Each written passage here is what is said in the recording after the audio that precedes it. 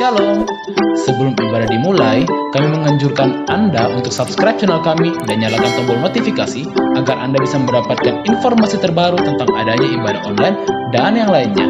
Selamat beribadah, Tuhan Yesus memberkati.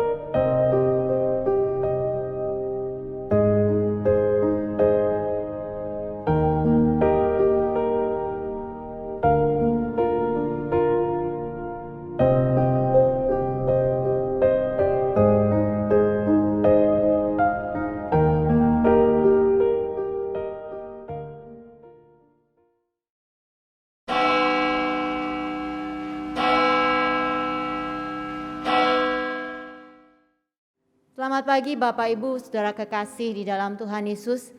Terima kasih kepada Tuhan kalau di tanggal 31 Januari ini kita sudah masuki dan kita sudah lewati 1 bulan di bulan Januari 2021. Mari kita mempersiapkan hati dan pikiran kita untuk beribadah. Saya mengundang jemaat sekalian untuk bangkit berdiri. Kita akan bersama-sama mempersiapkan hati kita.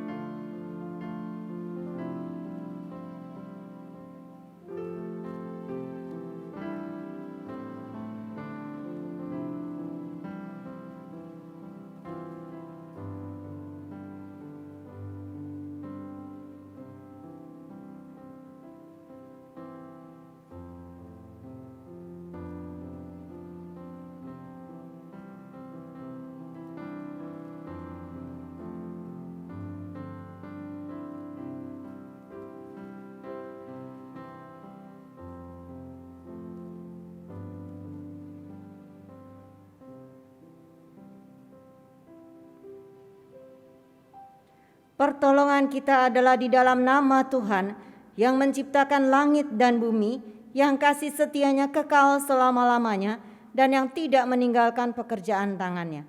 Kasih karunia dari Allah Bapa kita dan dari Tuhan Yesus Kristus serta persekutuan Roh Kudus menyertai kita. Amin. Shalom, selamat pagi jemaat terkasih. Sungguh suatu anugerah bagi kita semua. Kita boleh hadir di pagi hari ini. Kita boleh berjumpa meskipun secara online. Pagi yang indah yang Tuhan berikan kepada kita untuk datang menyembah Dia, untuk datang memuji Dia. Seperti kata firman Tuhan, Allah kita adalah roh. Barang siapa ingin menyembah Dia, dia harus menyembah dalam roh dan kebenaran. Mari siapkan hati kita menyembah Allah kita.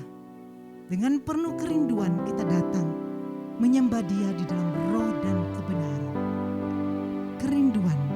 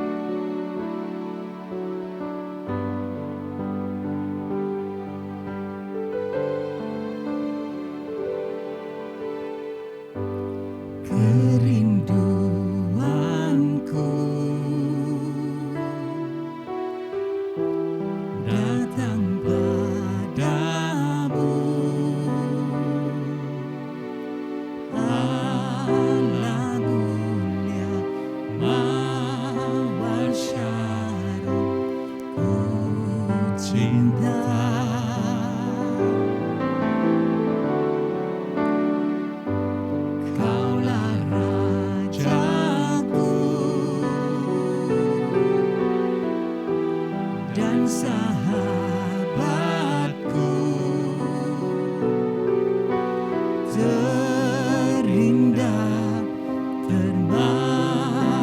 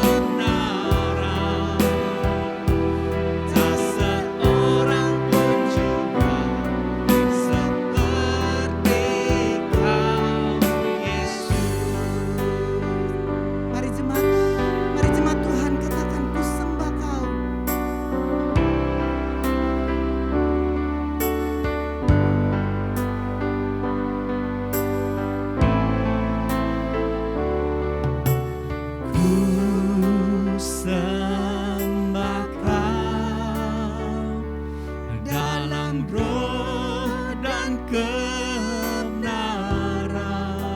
Mari sembah Dia. Dialah Allah kita, Allah yang mulia. Mari sembah Dia di dalam roh dan kebenaran. Dan kebenaran. Tak seorang pun juga seperti Kau, Yesus. Sekali lagi ku sembah Kau Tuhan. Ku sembah Kau dalam roh dan kebenaran. Ku sembah Kau dalam roh dan kebenaran. Tak seorang pun juga seperti Kau, Yesus. Puji haleluya. Dia Allah kita, Allah yang mulia. Mari kita masuk di dalam doa. Bapa di surga, Bapa di dalam nama Tuhan Yesus, kami sungguh bersyukur dan berterima kasih ya Tuhan. Untuk pagi yang hari ini, pagi yang indah yang Kau berikan kepada kami Tuhan. Kami masih diberikan kesempatan untuk hadir di hadapan-Mu Tuhan. Terima kasih Tuhan untuk kesehatan, kekuatan dan berkat-berkat-Mu yang berlimpah-limpah dalam hidup kami. Kami sungguh bersyukur Tuhan. Semua pertolongan dan pimpinan-Mu Tuhan sepanjang seminggu Tuhan yang boleh kami lalui dengan penyertaan dan pertolongan-Mu Tuhan. Terima kasih Bapa di surga, terima kasih. Kami datang di pagi hari ini dengan kerinduan Tuhan untuk menyembah Engkau, untuk memuji Engkau Tuhan. Tuhan, ampuni segala dosa kami. Layakkan dan sucikan kami orang yang berdosa ini. Kami tidak layak datang di hadapan-Mu. Semua hanya karena anugerah-Mu. Semua hanya karena kemurahan dan kebaikan-Mu Tuhan. Hingga pagi ini Tuhan, kami beroleh kesempatan untuk datang memuji Engkau, untuk datang menyembah Engkau. Bahkan lebih dari itu ya Tuhan, kiranya Engkau mengurapi kami, menjamah hati kami, melalui firman-Mu yang akan disampaikan oleh hamba-Mu Tuhan. Berbicaralah kepada kami, supaya kami semakin dekat dan mengerti akan segala kehendak-Mu yang Engkau ingin nyatakan dalam hidup kami. Terima kasih Bapa di surga, serta ibadah kami di pagi hari ini, biar nama-Mu saja yang dipuji dan disembah. Segala kemuliaan hanya bagi-Mu saja. Di dalam nama Tuhan Yesus Kristus, kami berdoa dan kami mengucap syukur. Haleluya, amin. Kita tetap berdiri, bersama-sama kita akan membacakan 10 hukum. 10 hukum. Jangan ada padamu Allah lain di hadapanku. Jangan membuat bagimu patung yang menyerupai apapun yang ada di langit di atas, atau yang ada di bumi di bawah, atau yang ada di dalam air di bawah bumi. Jangan sujud menyembah kepadanya atau beribadah kepadanya. Jangan menyebut nama Tuhan Allahmu dengan sembarangan, sebab Tuhan akan memandang bersalah orang yang menyebut namanya dengan sembarangan. Ingat dan kuduskanlah hari Sabat. Hormatilah ayahmu dan ibumu, supaya lanjut umurmu di tanah yang diberikan Tuhan Allahmu kepadamu. Jangan membunuh, jangan berzina, jangan mencuri, jangan mengucapkan saksi dusta tentang sesamamu. Jangan mengingini rumah sesamamu, jangan mengingini istrinya, atau hambanya laki-laki, atau hambanya perempuan, atau lembunya, atau keledainya, atau apapun yang dipunyai sesamamu. Mari jemaat terkasih, kami persilakan untuk duduk. Bapak Ibu sekalian, sungguh begitu besar kasih Allah kepada kita. Lagu KPPK ini, Kasih Allah, terambil oleh sebuah puisi dari seorang yang menulisnya, seorang yang dari orang Yahudi yang menulisnya. Namun kemudian setelah mungkin ratusan tahun kemudian, puisi ini sampai ke seorang yang ada di dalam tahanan di Jerman. Dan ketika orang itu akan dijatuhi hukuman mati dia menemukan puisi ini dan menukirnya di atas dinding selnya. Ia menyatakan, walau langit dijadikan kertas, laut dijadikan tintanya, setiap pohon dijadikan pena dan setiap orang sebagai penulis, tidak bisa menggambarkan kasih Allah yang begitu besar. Bapak Ibu sekalian, sungguh besar kasih Allah itu. Dan biarlah saat ini kita mau menyadari itu, kita mau mengingat kembali kasih Allah yang begitu besar bagi kita dalam kehidupan kita masing-masing. Kasih Allah.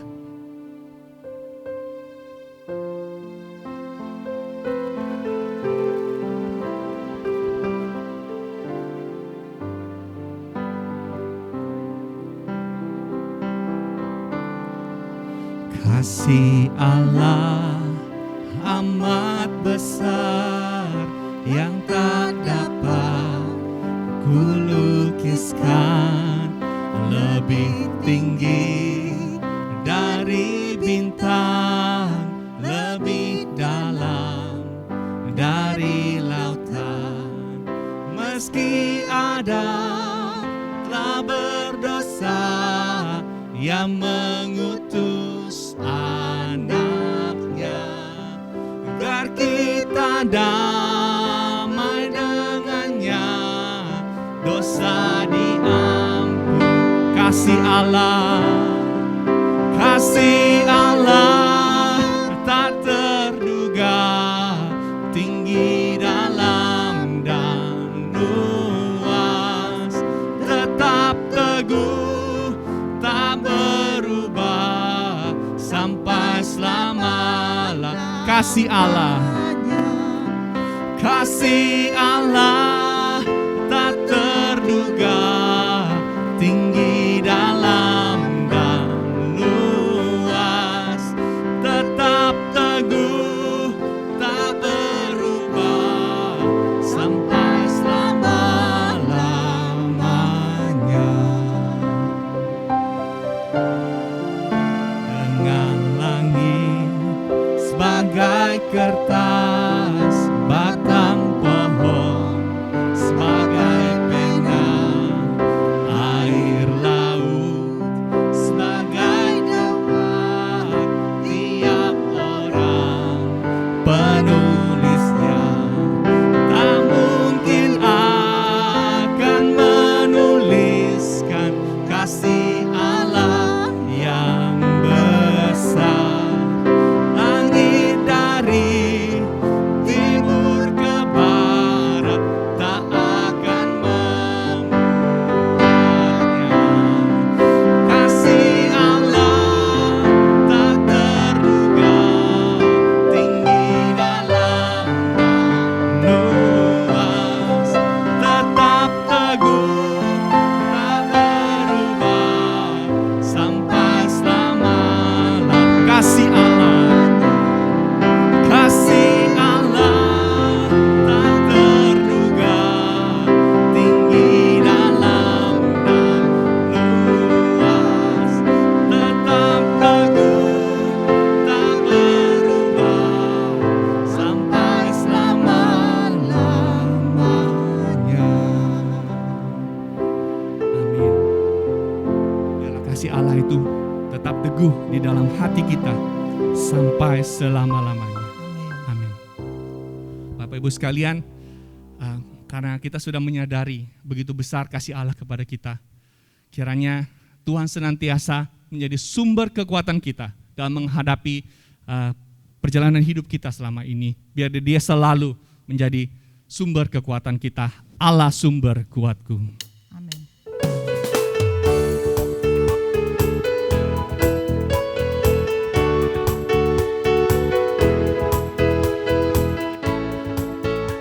Hanya Kau milikku Tuhan, hanya Kau milikku di surga. Tiada lain Tuhan, tiada yang ku ingini di bumi, hanya Kau. Tak ku andalkan, tak ku andalkan kekuatanku, namun yang pasti Kau tetap selamanya.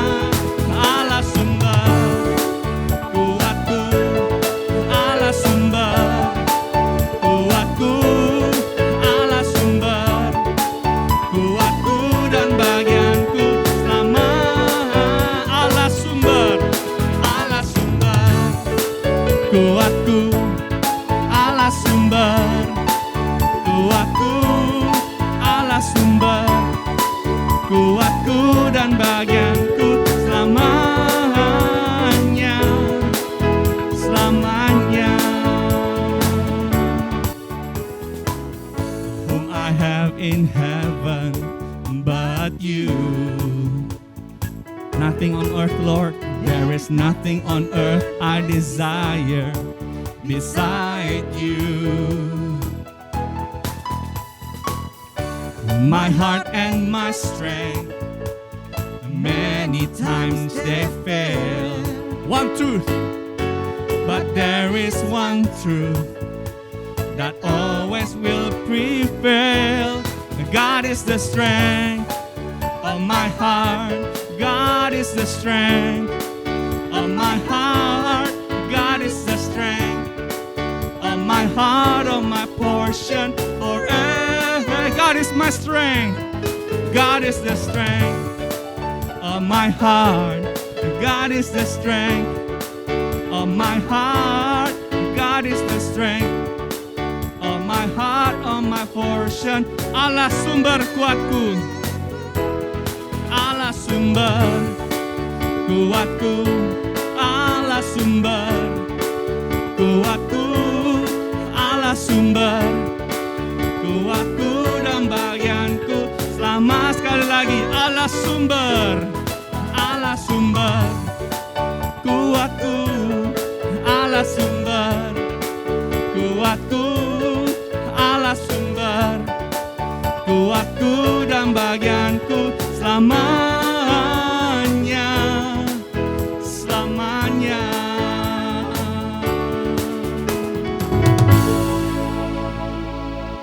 Puji Tuhan, Allah adalah sumber kekuatan bagi kita, sumber kekuatan dalam menjalani kehidupan kita. Kita sungguh bersyukur untuk segala pertolongan dan pimpinannya dalam hidup kita. Mari kita hidup hanya bagi Dia. Seperti firman Tuhan yang selalu mengisi hidup kita. Mari kita mengisi hidup kita dengan firman-Nya. Boleh menjadi kekuatan dan pertolongan bagi kita setiap saat. Ku hidup bagimu.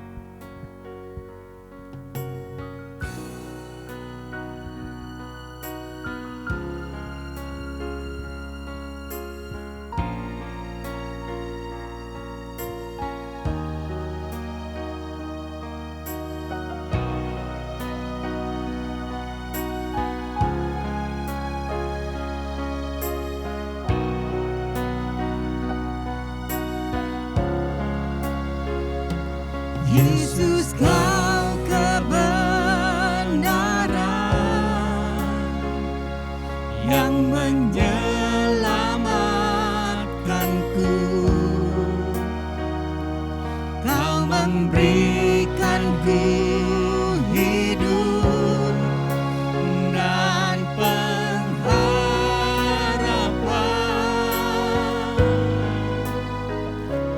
Ku ikut kehendak-Mu, ku perlu anugerah-Mu, ku nyatakan janji-Ku kepadamu.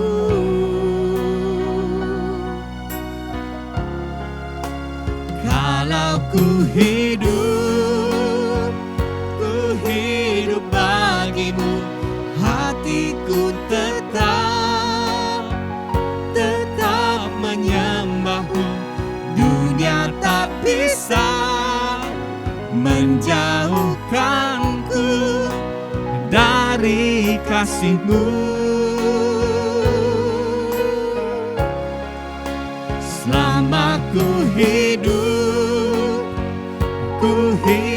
bagimu, mataku tetap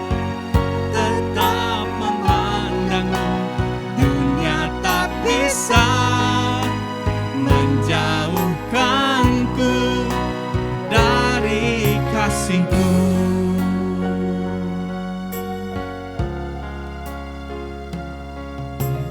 Kau kebenaran yang menyelamatkanku. Kau memberi berikan ku hidup dan pengharapan.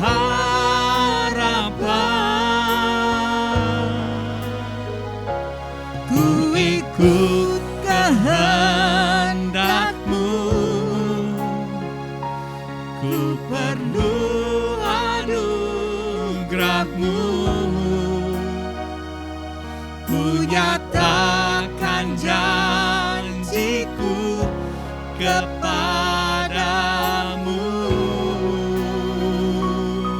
Katakan, kalau ku hidup Kalau bagimu. ku hidup bagimu, hatiku tetap menyembah-Mu. Dunia tak bisa menjauhkanku dari kasih-Mu. Selama ku hidup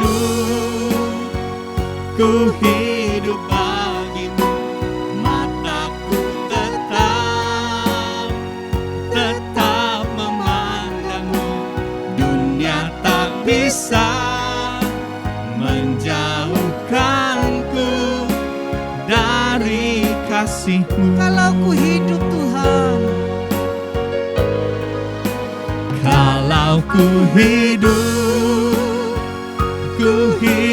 bagimu, hatiku tetap menyembah-Mu.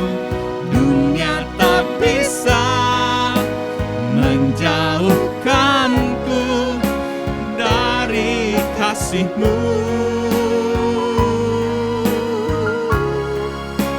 selama Ku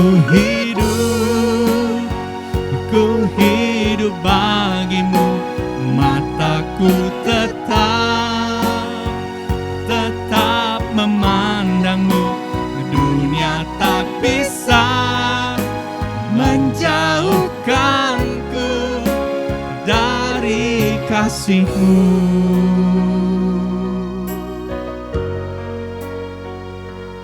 kiranya kasih Tuhan selalu melekat di dalam hati kita, dalam kehidupan kita. Kita sungguh bersyukur di pagi hari ini. Ada kebenaran firman Tuhan yang akan disampaikan oleh hamba-Nya, Ibu Penginjil Ansuci. Kami persilakan. Sebelum kita bersama-sama mendengarkan bagian kecil daripada firman Tuhan, mari kita bersama-sama meminta pertolongan Roh Kudus agar kita bisa dimengertikan akan firman Tuhan. Mari kita berdoa. Bapa di dalam surga, terima kasih kalau pada pagi ini Engkau masih mengizinkan kami untuk boleh belajar bagian kecil firman-Mu.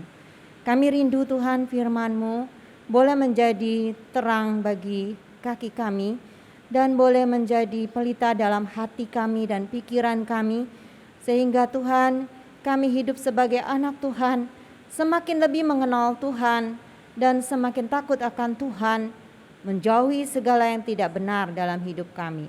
Terima kasih Tuhan, tolong kami untuk kami bisa mengerti, dan tolong hamba-Mu ya Tuhan yang penuh dengan keterbatasan.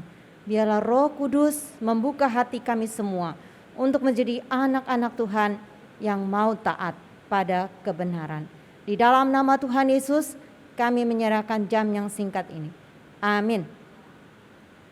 Orang bisa tersesat karena ketidaktahuan. Seperti orang yang baru pindah rumah dari satu kota ke kota yang baru. Pasti dia akan mengalami yang namanya harus belajar daerah tersebut. Kadang-kala mungkin dia bisa tersesat di sana.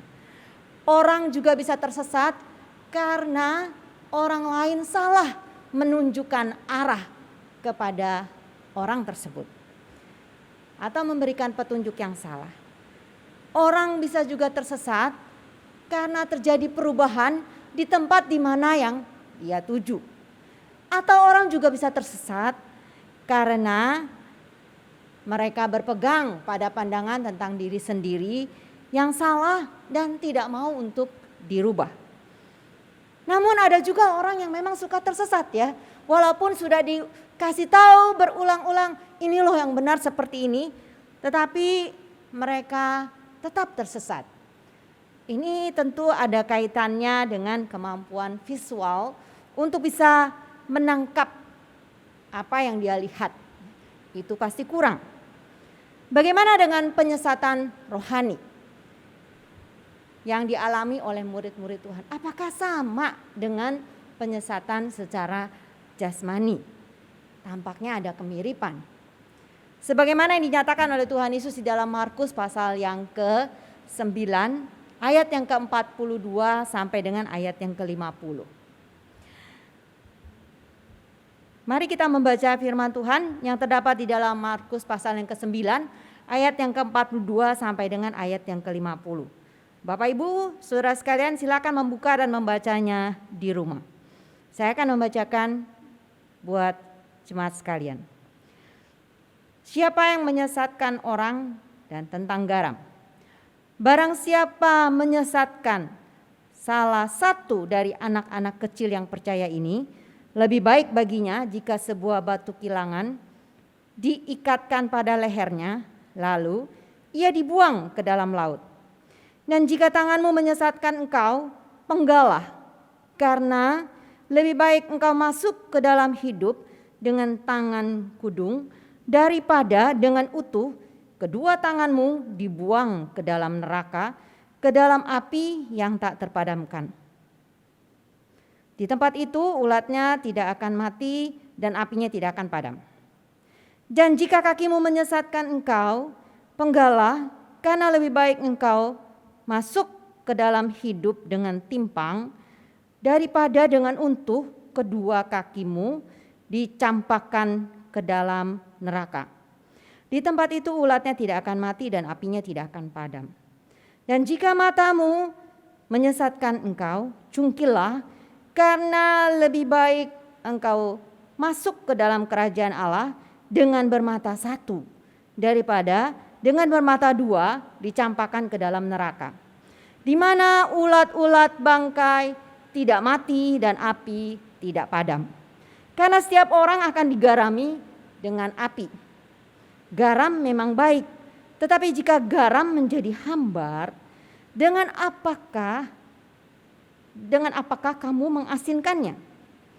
Hendaklah kamu selalu mempunyai garam di dalam dirimu dan selalu hidup berdamai yang seorang dengan yang lain.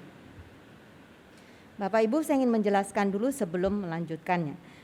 Di dalam bagian ini ada dua ayat, yang ayat 44 dan ayat 46 yang ada di dalam kurung. Nah, bagian ini di teks-teks Alkitab yang awal itu tidak tercantum. Nah, ini tapi di bagian yang teks-teks yang akhir, tulisan yang lebih ke belakang ini dicantumkan. Ya. Tapi sebenarnya ini tidak dicantumkan pun tidak mempengaruhi artinya, karena ini hanya pengulangan dari ayat yang ke-48 saja dan merupakan kutipan dari kitab Yesaya. Bapak Ibu saudara sekalian yang dikasihi oleh Tuhan, penyesatan kalau kita lihat di dalam bagian ini dibagi dua berdasarkan sumbernya, yaitu penyesatan dari luar yang pertama. Di dalam ayat yang ke-42 dikatakan barang siapa menyesatkan, menyesatkan yaitu membuat seseorang jatuh ke dalam dosa, tidak sekedar salah jalan ya, tapi jatuh ke dalam dosa dan membuat seseorang melenceng dari kebenaran, meninggalkan Tuhan atau meninggalkan kebenaran untuk selamanya. Kalau dikatakan barang siapa, ini berarti adalah penyesatan yang dilakukan oleh orang lain kepada murid-murid Tuhan. Siapa yang menyesatkan murid-murid Tuhan? Di bagian sebelumnya Tuhan Yesus itu sedang bicara dengan Rasul Yohanes. Waktu itu Yohanes sedang lapor, "Guru, ada satu orang ya, itu mengusir setan demi namamu. Lalu kami larang karena dia itu bukan bagian dari kita." Yohanes merasa bahwa dirinya itu eksklusif nih, 12 ini ya. Yang lain tuh gak boleh ikut-ikutan memakai nama Tuhan untuk mengusir setan. Tuhan Yesus langsung menegur mereka dan mengatakan bahwa jangan dilarang, karena siapa yang berpihak pada kita, dia tidak akan mudah untuk berpaling lagi. Ya, dia tidak akan melawan kita. Ya. Bahkan siapapun yang memberikan kamu, murid-muridku ini, secangkir saja, secangkir air minum yang mungkin gak ada artinya dan gak ada harganya, yang cuma tinggal ambil saja, upahnya pun itu akan diperhitungkan oleh Tuhan. Bapak Ibu Saudara sekalian yang dikasihi oleh Tuhan, di sini kita melihat dengan jelas bahwa mereka yang menyesatkan murid-murid Tuhan justru bisa jadi bukan orang di luar daripada murid-murid itu sendiri. Tetapi murid-murid di dalam lingkaran dalam Tuhan Yesus bisa menjadi penyesat bagi orang-orang lain melalui perilaku mereka, melalui perkataan mereka kepada orang lain. Orang yang tadinya mau mengikuti Yesus bisa saja karena perilaku dan sikap para murid ini meninggalkan Tuhan Yesus. Karena itu Tuhan Yesus menegur mereka untuk mengatakan, barang siapa menyesatkan salah satu dari anak-anak kecil ini, lebih baik baginya sebuah batu kilangan diikatkan di leher dan dilemparkan ke dalam laut. Bapak Ibu Saudara sekalian, saya ingat sekali akan cerita atau kisah Mahatma Gandhi. Mahatma Gandhi justru meninggalkan Tuhan Yesus karena perilaku Aser, penyambut tamu di gereja kulit putih yang dia kunjungi, menolak dia untuk bisa beribadah di dalam gereja orang kulit putih. Padahal Gandhi sangat mengagumi ajaran Tuhan Yesus, Gandhi sangat mengagumi akan pribadi Tuhan Yesus. Tapi karena perilaku Aser yang menolak dia untuk beribadah di gereja tersebut, maka Gandhi berkata, dia tidak akan menjadi orang Kristen. Kalau semua murid Tuhan seperti Yesus, maka dia mau untuk menjadi orang Kristen. Tapi rupanya karena perilaku murid Tuhan yang seperti ini, maka Gandhi justru meninggalkan Yesus. Cassius Marcellus Clay Jr. dilahirkan dalam keluarga kulit berwarna hitam beraliran baptis. Usia 12 tahun dia sudah dibaptis. Masa kanak-kanaknya dilalui dengan penuh perlakuan diskriminatif dari orang-orang kulit putih di Amerika. Dia lahir di Amerika, negara Amerika bagian selatan. Orang kulit hitam seringkali dijadikan kambing hitam pada masa dia kecil, pada masa itu dalam kehidupan masyarakat. Bahkan gereja kulit hitam bisa dibakar begitu saja oleh orang-orang kulit putih tanpa ada satu alasan yang jelas kenapa seperti itu. Menurut majalah Smithsonian, ketika Cassius Junior ini berusia 13 tahun, ayahnya itu memperlihatkan sebuah berita di koran yang menunjukkan berita tentang Emmett Till, bocah berusia 14 tahun yang dihakimi masa orang kulit putih, lalu dibunuh dan wajahnya dimutilasi. Kejahatan Emmett Till atau kesalahan Emmett Till cuma satu. Dia warga kulit hitam. Kemudian ayahnya berkata kepada anak-anaknya, hanya uang yang bisa menolong kita, menolong orang-orang kulit hitam ini untuk mendapatkan rasa hormat dari orang-orang kulit putih. Karena itu Cassius Junior ini bertekad menjadi orang yang sangat kaya.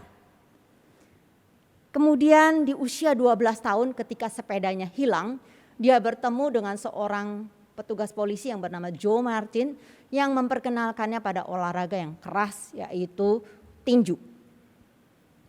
Dari olahraga ini akhirnya Cassius mulai terkenal dan berhasil.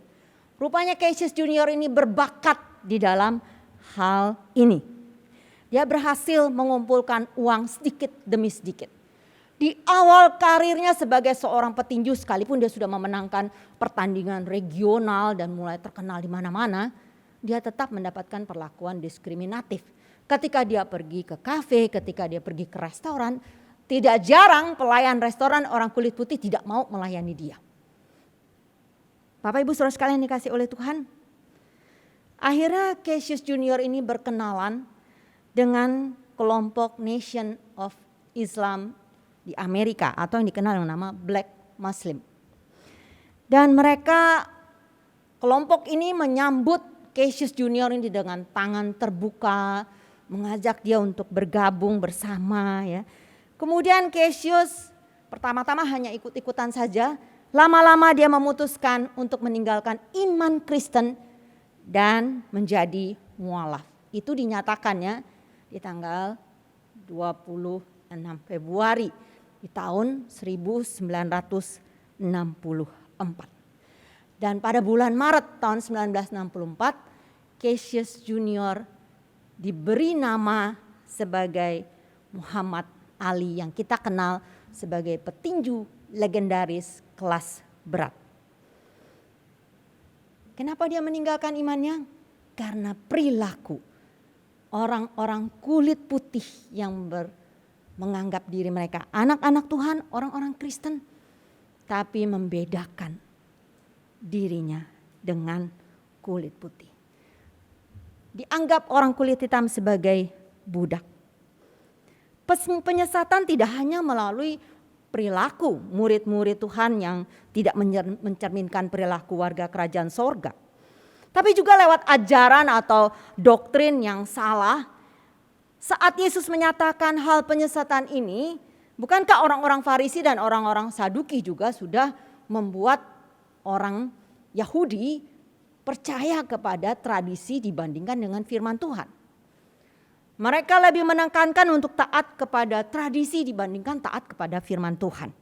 Sedangkan orang Saduki mengajarkan bahwa tidak ada kebangkitan orang mati, tidak ada malaikat dan tidak ada hidup yang kekal. Mati ya sudah, mati saja. Selesai perkara.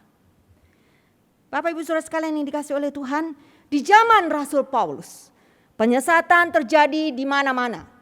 Karena itu Rasul Paulus banyak menulis surat, bukan hanya untuk menguatkan iman para jemaat yang baru dibentuk, tetapi juga untuk melawan para penyesat.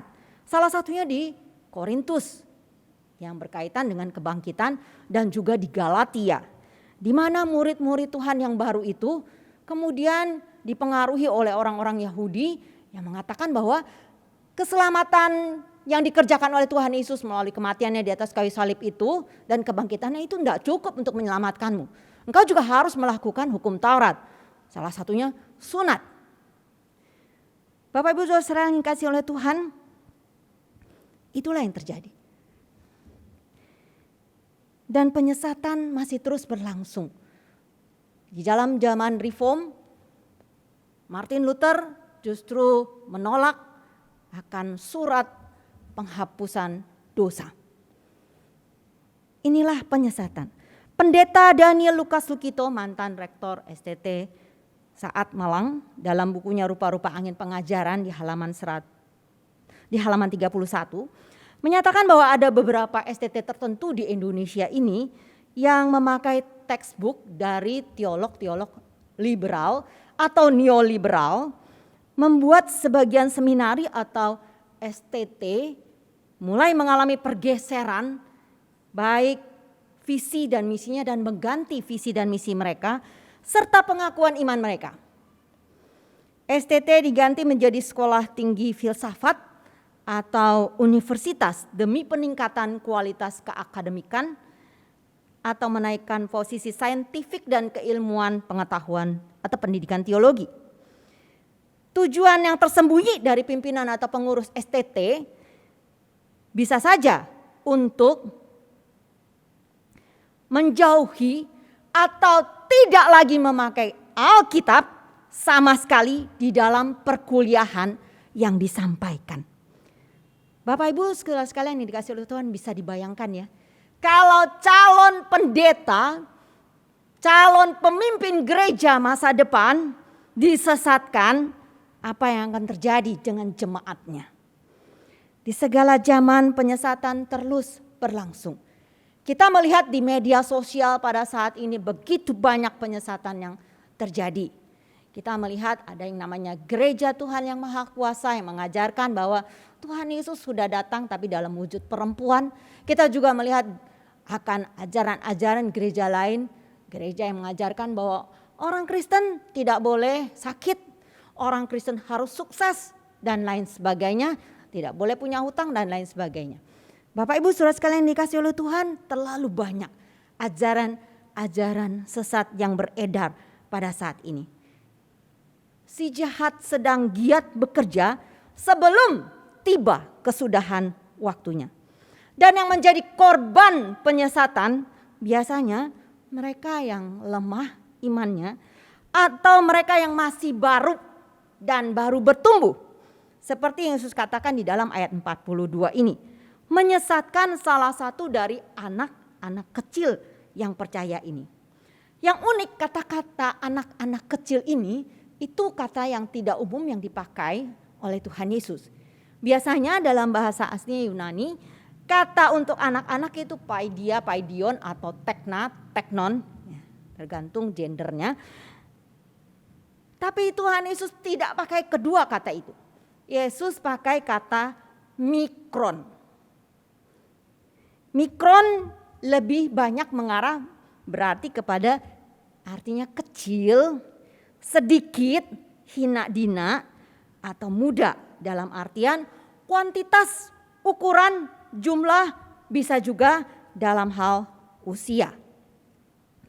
Dan sesuai dengan pembicaraan Yohanes yang menunjuk pada orang-orang yang berpihak pada Tuhan Yesus, yaitu sekalipun mereka hanya memberikan secangkir air minum, ini juga terhitung sebagai bagian daripada murid Tuhan Yesus. Walaupun mungkin kelompok ini tidak begitu besar, tidak begitu banyak gitu ya. Dan mungkin juga kelompok ini tidak begitu punya pengaruh yang cukup besar di dalam lingkaran dalam murid-murid Tuhan Yesus. Mungkin bagi kita di zaman gereja seperti ini, ada murid-murid Tuhan yang datang ke gereja itu datang pergi gitu saja ya. Mungkin kita juga nggak gitu paham dan nggak begitu kenal orang tersebut. Dia masih baru dan baru juga bertumbuh. Mereka juga mungkin tidak menjadi majelis gereja. Mereka juga mungkin tugasnya hanya sepele. Kalau Yesus mengatakan yang beri secangkir air saja, upahnya itu diperhitungkan Tuhan. Maka mungkin yang di gereja itu cuma mungkin catat-catat kerjanya gitu ya. Atau misalnya cuma jadi kolektan ya. Jadi asar di depan nyambut tamu seperti itu ya. Jadi nggak di panggung dia, tapi di belakang. Hanya sederhana sekali tugasnya. Atau mungkin juga ada orang-orang murid-murid Tuhan yang kurang kita perhatikan karena dia pemalu, ya. Nggak banyak bicara. Bisa jadi juga murid-murid Tuhan ini adalah orang-orang yang punya masa lalu yang sangat kelam, sehingga mereka menjadi orang yang tertutup dan tidak berani untuk membuka akan dirinya kepada orang banyak. Dan mereka bergumul dengan imannya. Atau mungkin juga mereka juga adalah orang-orang murid-murid Tuhan yang mungkin cuma tahu baca Alkitab karena mereka hidup dalam kesederhanaan, tidak punya misalnya HP yang canggih untuk bisa mengunduh buku-buku gitu ya, atau punya buku-buku penunjang untuk bisa lebih tahu akan kebenaran firman Tuhan lebih dalam, nggak punya mungkin ya seperti itu. Yang ada di rumah hanya Alkitab saja. Dan mungkin juga mereka juga ya punya HP tapi nggak bisa juga ikutan webinar untuk bisa memperdalam pengenalan mereka akan Tuhan. Karena terbatas akan kuota. Sehingga pengenalan mereka akan firman Tuhan juga menjadi kelihatannya menjadi lebih terbatas gitu ya. Dan tidak jarang orang-orang seperti ini, murid-murid Tuhan seperti ini punya kebutuhan-kebutuhan khusus yang tidak bisa diungkapkan. Jika kita sebagai murid-murid Tuhan yang lebih kuat dan kemudian tidak memperhatikan mereka, kemudian datanglah penyesat yang datang dengan mulut yang manis, datang dengan telinga yang siap untuk mendengar, datang dengan sikap yang hangat untuk memeluk mereka, membuat mereka jatuh dan akhirnya mereka meninggalkan ajaran yang benar. Inilah yang terjadi. Penyesatan bukan hanya dari luar, tetapi juga dari dalam diri kita sendiri. Di dalam ayat yang ke-43, 45 dan 47 dikatakan, dan jika tanganmu menyesatkan engkau. Ayat yang ke-45, dan jika kakimu menyesatkan engkau. Dan jika matamu menyesatkan engkau, maka penggallah dan cungkilah. Tentu Tuhan Yesus tidak bermaksud bahwa tangan, kaki, dan mata ini terpisah sehingga bisa berbuat dosa sendiri tanpa diperintah oleh otak kita. Justru tangan, kaki, dan mata kita bisa kita pakai untuk memuaskan hawa nafsu berdosa kita karena pikiran kita yang masih suka akan dosa. Masih suka akan manusia lama kita sebelum kita bertobat. Perbuatan diri kita yang tampak adalah cerminan dari kondisi spiritual atau rohani kita. Sekali lagi, perbuatan rohani kita yang tampak adalah cerminan dari kondisi spiritual atau rohani kita. Tangan di sini menggambarkan apa yang kita perbuat. Banyak dosa yang bisa kita perbuat dengan tangan kita. Entah kita melakukan porno aksi atau kita melakukan kejahatan-kejahatan di dalam internet. Kejahatan di dalam internet banyak bisa berhubungan dengan keuangan, bisa menyesatkan pandangan orang, banyak sekali. Ya. Dan juga bisa melakukan penipuan, bisa membuat takut orang seperti yang terjadi saat ini, menakut-nakuti dengan mengatakan bahwa vaksin adalah dari antikristus. Ada chip yang dimasukkan dan lain sebagainya. Itu sebenarnya tidak benar sama sekali dan tidak ada dasarnya. Tapi banyak orang lain yang merasa bangga gitu ya, lempar sana lempar sini gitu ya dengan tangan kita ini. Gampang sekali soalnya sekarang ya. Kita ikut dalam kejahatan orang-orang seperti ini. Kaki kita bisa kita pakai untuk berbuat dosa dalam pikiran kita. Pergi ke tempat-tempat yang tidak sepatutnya sebagai anak-anak Tuhan. Hanya demi memuaskan nafsu berdosa kita saja. Dan mata kita bisa kita pakai untuk memandang hal-hal yang tidak sepantasnya. Seperti mengunduh pornografi dan kemudian tidak jemu-jemunya untuk melihat. Hal ini kan tersembunyi ya. Orang lain mungkin gak tahu. Dan kita menganggap, oh gak merugikan kok. Gak merugikan orang lain secara finansial, enggak. Saya juga gak mengganggu orang lain dengan hal ini. Bisa jadi mata kita gak bisa lihat juga ya uang yang tercecer. Gitu ya, sembarangan sehingga ingin menjadikannya sebagai milik pribadi. Yang jelas justru Tuhan Yesus menekankan bahwa penyesatan yang dari dalam ini ditekankan sampai 3 kali. Bapak Ibu, saudara sekalian dikasih oleh Tuhan. Ini menunjukkan hal yang serius dan berbahaya. Bukan hal yang main-main sama sekali. Penyesatan dari luar bisa ditangkis. Jika kita berpegang teguh pada kebenaran. Dan kita kritis untuk menimbang-nimbang ajaran yang kita dengar. Tapi penyesatan dari dalam justru sekarang lebih sulit untuk ditangkis. Kenapa?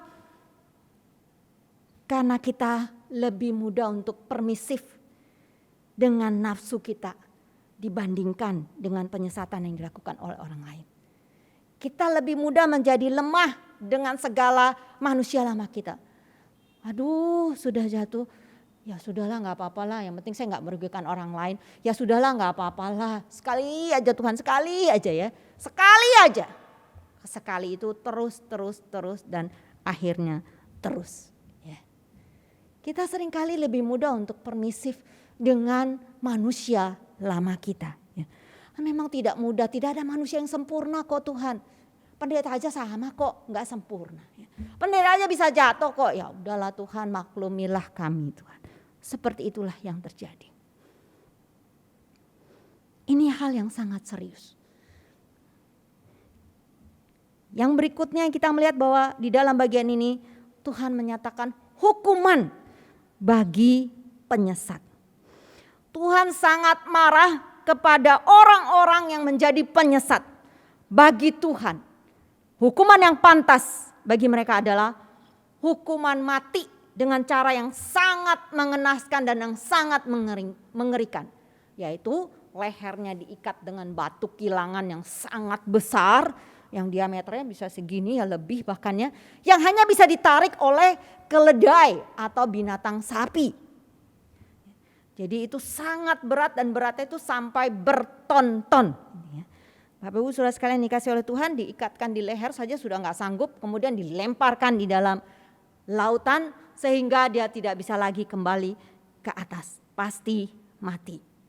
Ini adalah sebuah peringatan yang serius bagi para penyesat yang egois, yang sombong, mungkin dengan perilakunya, dengan kesombongannya, ataupun juga dengan ajaran-ajarannya yang keliru, yang menganggap itu sebagai sebuah kebenaran demi untuk kepentingan dirinya sendiri mencari pengikut.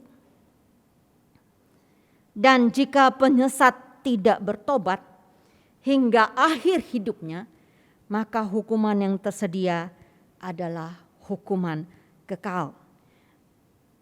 Di dalam ayat yang 48, ayat yang ke-47 dikatakan dimasukkan ke dalam neraka.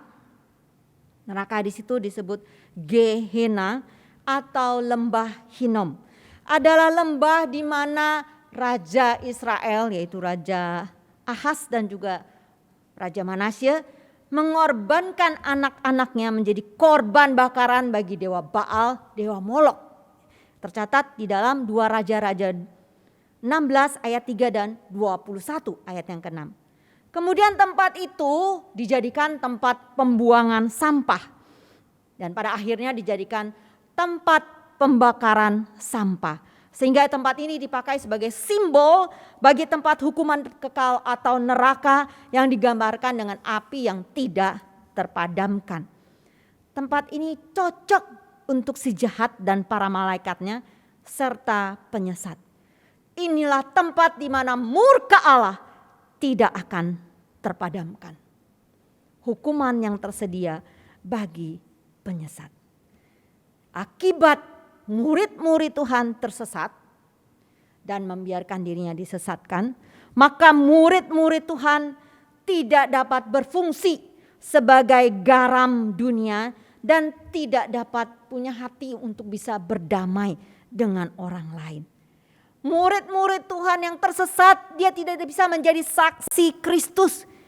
Kehadiran murid-murid Tuhan seharusnya memberikan dampak perubahan bagi dunia di sekitarnya sebagaimana fungsi garam yang bisa dipakai untuk memberikan dampak positif. Garam dipakai sebagai pengawet, kita tahu. Tapi garam juga ada satu fungsi yang lain. Saya ingat waktu saya kecil saya suka makan yang namanya es potong ya. Nah, es potong itu dibuat di dalam satu tempat gitu dan kemudian di samping-sampingnya itu adalah es batu dicampur dengan garam untuk mendinginkan tempat esnya. Jadi bukan freezer seperti mesin gitu ya, tetapi es batu yang dicampur dengan garam.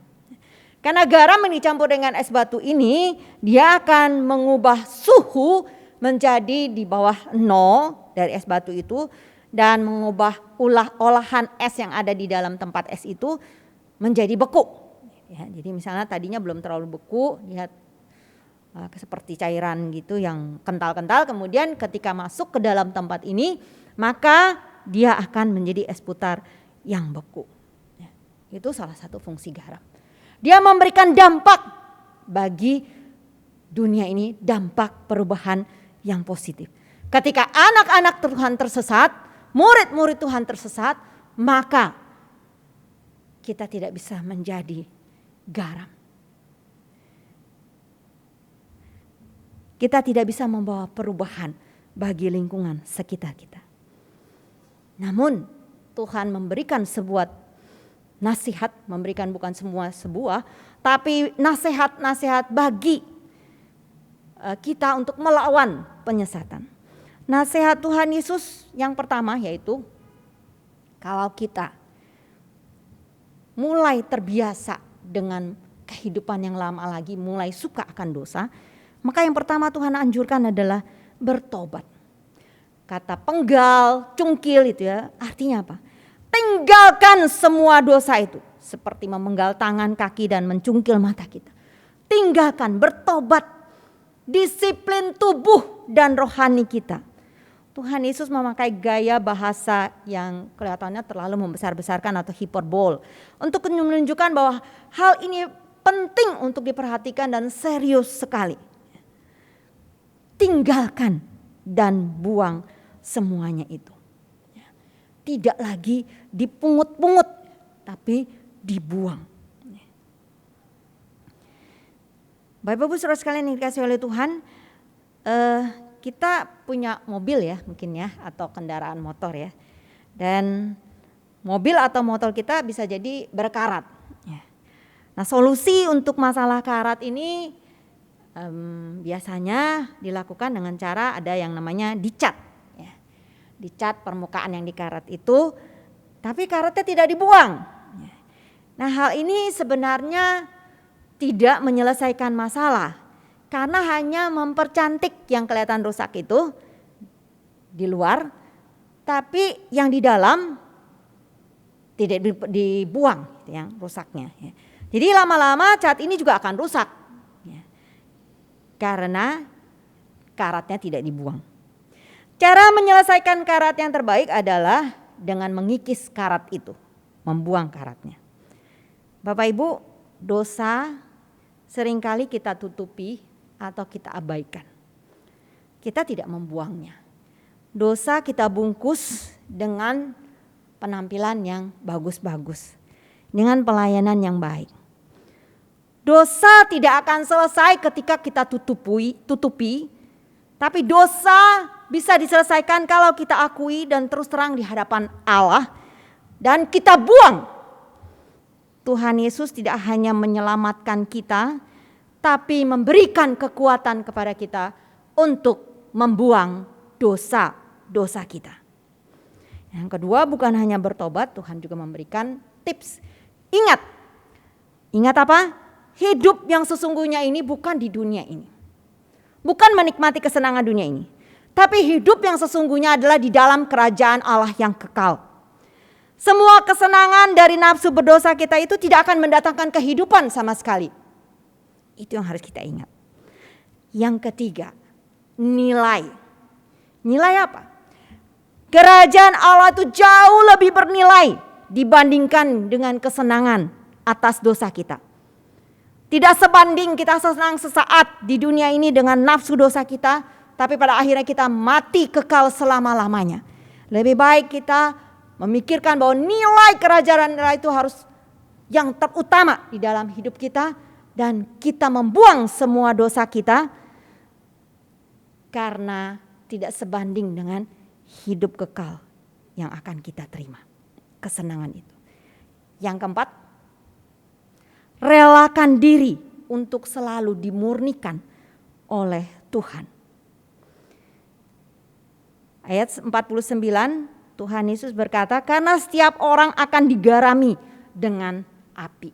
Setiap orang akan digarami dengan api. Tuhan Yesus memakai istilah digarami dengan api. Garam dan api biasa digunakan di dalam korban persembahan di masa Perjanjian Lama. Garam juga dipakai untuk memurnikan, api juga dipakai untuk memurnikan logam. Murid Tuhan adalah orang-orang yang mempersembahkan dirinya menjadi korban di atas altar Tuhan atau di atas mezbah Tuhan. Dan korban itu haruslah korban yang murni di hadapan Tuhan. Korban yang kudus. Untuk itu Roh Kudus akan menolong murid-murid Tuhan di dalam proses pemurnian diri dan iman mereka. Tuhan membentuk, memproses, memurnikan kita dengan memakai kesulitan hidup, penderitaan, serta ujian yang diberikan kepada murid-murid Tuhan untuk memunculkan kemurnian iman mereka. Seperti yang Tuhan kerjakan bagi Ayub. Ayub berkata, engkau tahu jalan hidupku. Ketika engkau memurnikan aku akan timbul seperti emas. Mari kita relakan diri kita untuk selalu dimurnikan Tuhan di dalam hidup ini. Rela buang segala dosa-dosa kita yang lama. Rela terus untuk dikikis dan dibentuk olehnya. Agar kehidupan kita boleh menjadi garam dunia dan bukan menjadi penyesat atau tersesat. Amin. Mari kita berdoa.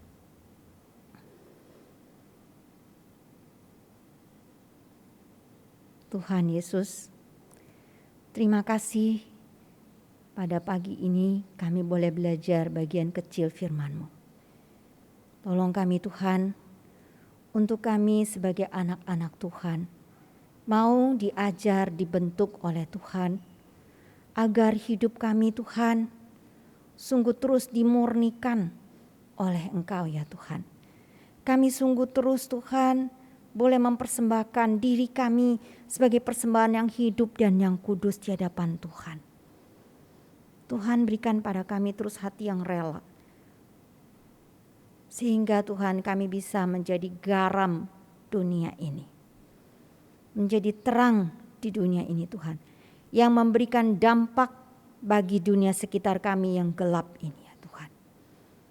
Dunia kami yang membutuhkan akan rasa, akan kasih Tuhan. Bapa di dalam surga, kami berdoa menyerahkan Tuhan pada saat ini untuk pemerintah kami. Tuhan kami rindu Tuhan menolong mereka, Tuhan membimbing mereka, berikan hikmat bijaksana kepada mereka di dalam menyelesaikan masalah-masalah yang timbul di negara kami.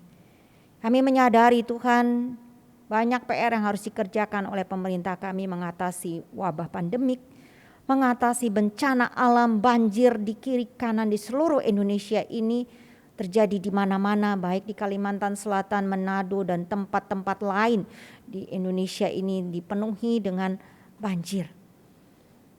Tuhan Yesus, kami juga berdoa menyerahkan Tuhan agar pemerintah kami sanggup untuk bisa mengatasi akan pertumbuhan ekonomi yang justru semakin merosot karena pandemik yang berkepanjangan. Tuhan kami mohon hikmat-Mu dan belas kasihan-Mu bagi pemerintah kami. Biarlah Tuhan mereka sanggup mampu melewati ini semua. Kami juga berdoa Tuhan pada saat ini untuk diri kami Tuhan sebagai jemaat Tuhan. Tuhan juga tolong kami agar kami terus bertumbuh di dalam Tuhan, dikuatkan oleh Tuhan selama di rumah. Kami tidak abai untuk terus lebih belajar akan kebenaran firman Tuhan. Dan kami juga terus mau Tuhan untuk lebih diuji oleh Tuhan, dimurnikan oleh Tuhan. Kami berdoa untuk mereka yang sakit saat ini Tuhan. Mereka yang terkapar oleh karena COVID, Tuhan memberkati dan menolong mereka. Memberikan kepada mereka kekuatan kembali ya Tuhan. Sehingga Tuhan mereka bisa Tuhan kembali melayani, kembali ke tengah kehidupan bermasyarakat. Kami memohon juga Tuhan berkati untuk seluruh obat-obatan yang mereka minum, makanan yang mereka konsumsi. Tuhan kiranya Engkau memakai semuanya itu menjadi alat di dalam tangan-Mu. Bapa di dalam surga, biarlah belas kasihan Tuhan, pengharapan Tuhan boleh memulihkan saudara-saudara seiman kami yang sedang lemah tubuh. Dan saudara-saudara seiman kami Tuhan yang sedang bergumul dengan kesulitan finansial saat ini. Tuhan Yesus, Kau tolong mereka. Agar mereka Tuhan tidak menjadi gelap mata atau melakukan hal yang tidak benar. Tapi biarlah Tuhan mereka boleh tetap melihat akan uluran tangan Tuhan. Jalan-jalan yang Engkau bukakan bagi mereka ya Tuhan. Berbelas kasihanlah Tuhan kepada mereka dan tolong kami juga Tuhan.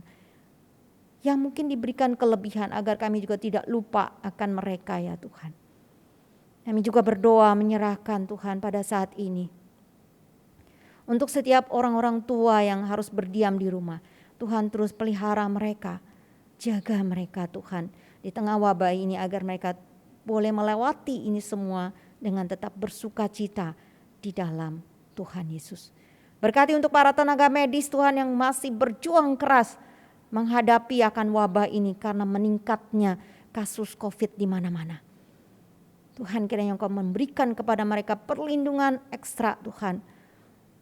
Kami menyadari para tenaga medis ini pun terbatas Tuhan. Tuhan tutup bungkus juga keluarga mereka. Terima kasih Tuhan Yesus. Sebentar kami akan berpisah, Tuhan bimbing kami untuk kami bisa melewati di sepanjang minggu ini dengan penuh bersandar hanya kepadamu Tuhan. Terima kasih Bapa di dalam surga, hanya di dalam nama Tuhan Yesus kami berdoa. Amin. Saudara yang dikasihi Tuhan, kita bersyukur kita sudah mendengarkan firman Tuhan. Biarlah kita bukan hanya saja menjadi pendengar, tapi biarlah kita boleh melakukan firman Tuhan di dalam hidup kita sehari-hari. Dan hati-hatilah terhadap banyak ajaran-ajaran yang sekarang berkembang yang tidak sesuai dengan firman Tuhan yang sebenarnya. Mari kita sama-sama bangkit berdiri, kita akan mengakhiri ibadah kita dengan pujian doksologi.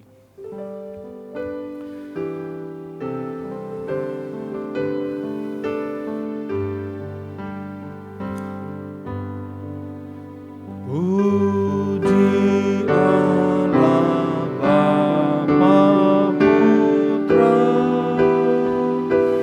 puji Allah Rohul Kudus, ketiganya yang esa. Pohon selamat sumber berkah.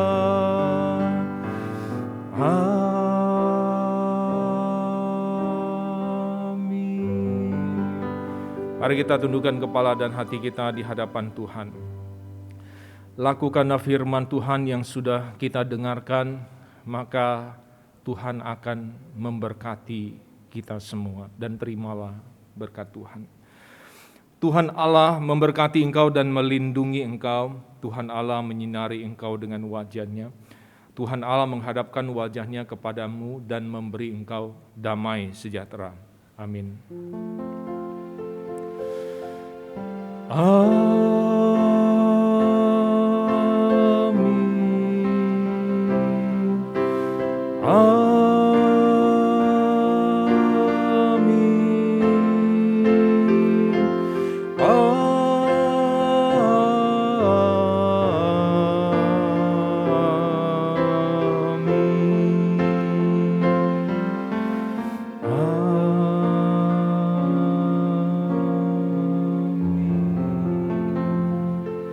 Silakan duduk saudara yang dikasihi Tuhan, mari kita ambil waktu teduh di hadapan Tuhan.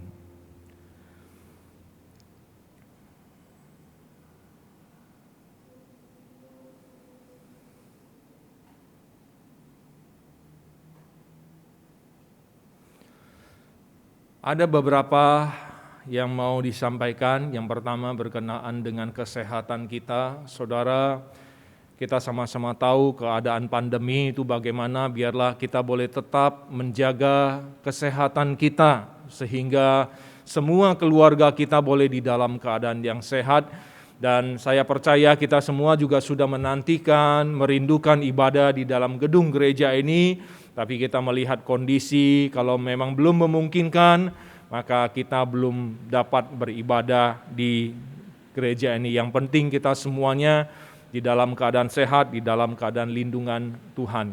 Dan juga untuk katekisasi, Bapak Ibu, nanti bulan 8 juga ada katekisasi. Saya berharap Bapak Ibu bisa ingat untuk anak Bapak Ibu yang belum menerima katekisasi, yang belum baptis, bisa segera mendaftarkan diri, karena kita tahu akhir-akhir ini begitu banyak ajaran sesat yang berterbaran ya di medsos, di YouTube, di WA, anak-anak kita bisa dapat, dan di tempat-tempat yang lain di medsos ya.